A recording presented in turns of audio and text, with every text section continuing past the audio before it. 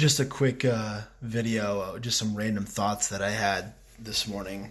So, a friend of mine, Casey, he posted on LinkedIn, he shared a 3DC 19 post of our billboard out in Holland, and it got me thinking.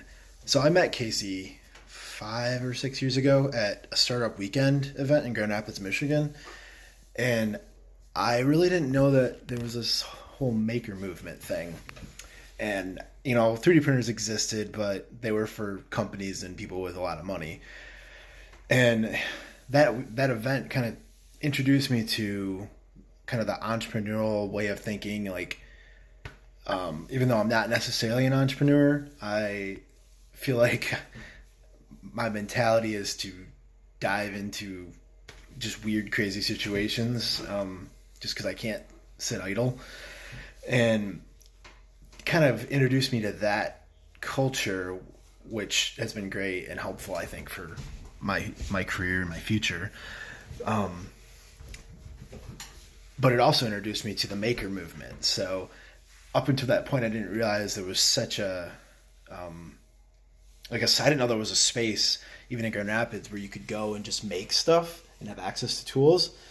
And so it opened my eyes to that. In a couple of years from meeting Casey, or not a couple of years, a couple of months, buddy from college, Stephen Wieringa of Perception Engineering, we started talking, and he needed some help because he had just started his company. So I was like, yeah, I can do that part time.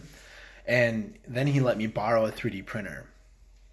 So for me, thinking back to where I can trace my reality to, as of now, the obsession with 3D printing, healthy or unhealthy, I'll let you decide. And then like everything from running the Fab Lab to this 3DC19 group to, all that, I trace back to really those two people.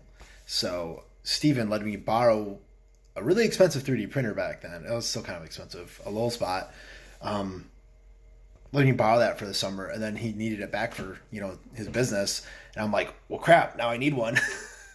That kind of started that whole thing and got me into that industry.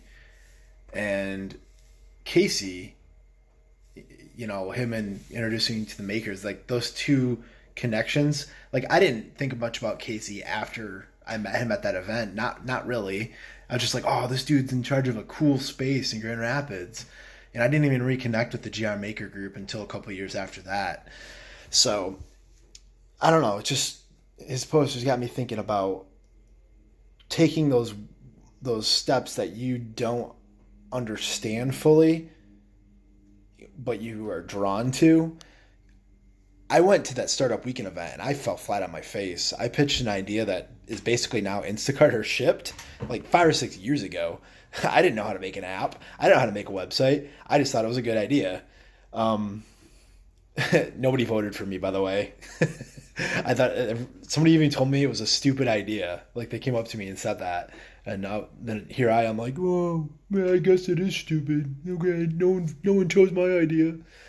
But here I am paying Instacart for groceries this week.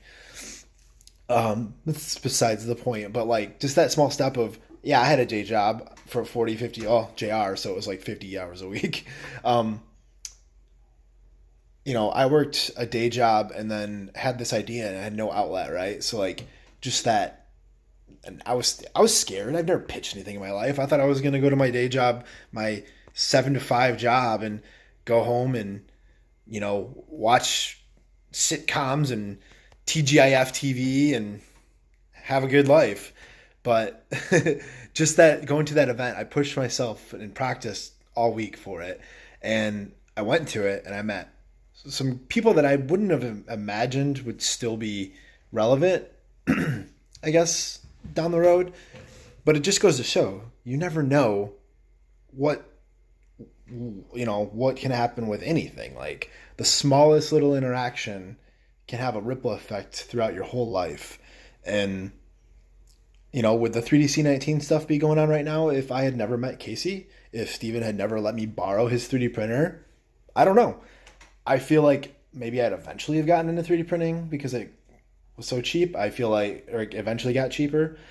Because I'm a tinkerer. I feel like people always want to do good. So I feel like if the epidemic was still going on, people would still rise up the same, but it would be different. It's just weird to think everybody has these like ripple effect moments in their life that kind of define them, and it's not necessarily a big trademark event like graduating college, right?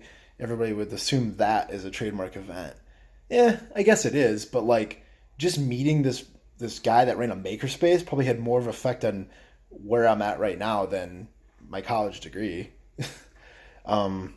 So it's just to show you, I don't know, just thinking about that and how powerful it is to leverage your connections. Go have coffee or now have virtual coffee with people just to check up on them and see what they're up to. Yeah, so just random thoughts from a guy sitting in his house answering emails. Yeah. So I guess if you had any revelations like that, go ahead and comment it. I mean, I'm just curious to see if anybody else has examined, those kind of key pivotal points in their life and can trace things back kind of like I was doing.